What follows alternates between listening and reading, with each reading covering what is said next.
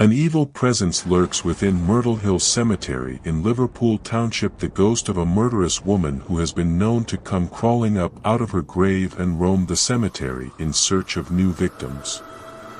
A woman so evil that even her own tombstone rebels against the laws of nature in an attempt to keep people away from her. So, do you want to meet her? The story begins in the 1920s with a middle-aged woman living in a home with her abusive husband and her 3 equally abusive sons. Every waking moment of this woman's life must have been a living hell, with no one to turn to for support. Abused both physically and mentally. It is said that the woman slowly began to go a little mad, quietly planning her revenge as she did so. And one day, she finally cracked. She'd had all the abuse she could take. And the time had come for the men in her life to disappear forever.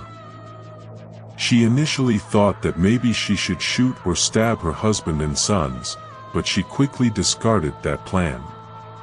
After all, how could she get the jump on all 4 of them? And what if they were able to fight back and get the weapon away from her? No, what she needed was a way to kill them quickly without their even knowing what hit them until it was too late. These were the thoughts running through her head as she headed out to the family well behind the house to fetch water. That's when it hit her, she would poison the family well. That's exactly what she did. And her plan went off without a hitch. The 4 men sat down for dinner, drank the water, then all fell down dead. The woman was overjoyed. But one problem still remained: what to do with the bodies. Once again, the woman's thoughts wandered back to the family well. Since it was already poisoned and unusable, the woman figured it could be used as a makeshift grave. So one by one, she dragged the bodies of her dead sons and husband out to the well, hoisted them up on the edge, and then pushed them over and into the dark water below. If there was one flaw in the woman's murderous plan, it would have been what she was going to tell the neighbors in order to explain the sudden disappearance of her sons and husband. She tried telling them that they had all been called away to a distant relative's house. But when she couldn't provide specifics, people started wondering whether perhaps the men had met with foul play at the hands of the woman.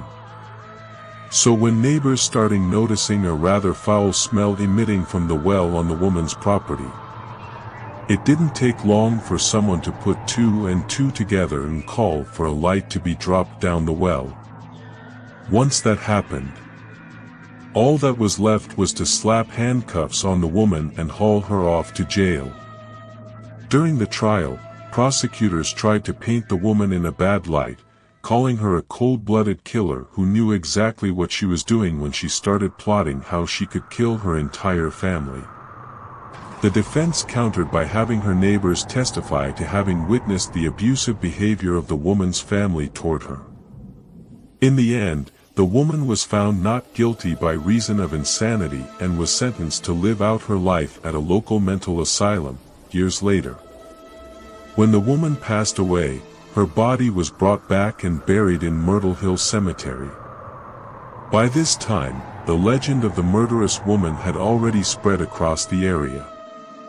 But now some people were claiming that the woman was a witch. Fearing that this murderous witch would somehow have the supernatural power to pull herself out of her grave in order to continue her evil work, locals paid to have a giant stone sphere placed over her grave as a warning for people to stay away. It didn't work. The dirt over the woman's grave had barely begun to settle when curiosity seekers started showing up to look at the witch's grave. It was then that people started to notice something odd about the giant ball positioned over the woman's grave. During the winter, the stone would be warm, almost hot, to the touch, so warm that snow melted as soon as it touched the stone. And in the summer months, no matter how hot it got, the stone would be ice cold whenever it was touched. People remarked that it was as if the stone itself were trying to warn visitors to stay clear of the grave, lest the woman beneath it manage to reach up and grab them. If the stone was designed to keep the woman beneath it in her grave, it apparently didn't work. Since the 1940s, there have been reports of a ghostly woman walking through the cemetery. Although the number of sightings has been in a steady decline over the years.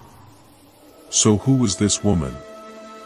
Well, let's start with the name on the base of the giant sphere out at Myrtle Hill Cemetery, Stoskov. Okay. So the last name of the woman buried under the stone is Stoskov, right? Not exactly. You see, no one is actually buried underneath that stone. It's not a grave marker, but an ornate monument marking the Stoskov family plot. What about the stories of a ghostly woman walking around in the cemetery? And how did the tale of a woman murdering her entire family come to be associated with Myrtle Hill Cemetery? On New Year's Day 1925, 41-year-old Martha Wise was preparing a special dinner, complete with an extra helping of arsenic for everyone. It seems that Martha, who had been suspected of poisoning her first husband, Albert Wise, only a year prior, had developed a bizarre love of attending funerals. Since the people of the tiny town of Hardscrabble weren't really dying on anything resembling a regular basis, Martha decided to speed things up a bit by poisoning her entire family. Her mother, Sophie Hazel, had already passed away shortly before Christmas. And it was later found that Hazel too had died as a result of being poisoned by Martha. In fact, Martha had been trying to kill her family by poisoning them as far back as Thanksgiving of 1924. Apparently she was just having trouble getting the dose right. But almost immediately after the New Year's dinner, over half of Martha's family became violently ill, including her aunt and uncle, Fred and Lillian Giank, and several of their children. They lingered for over a month. But then both Fred and Lillian passed away in February 1925. Their children eventually recovered, although several of them were left partially paralyzed for the rest of their lives. While Fred and Lillian were slowly wasting away, authorities were slowly piecing together Martha Wise's evil plan.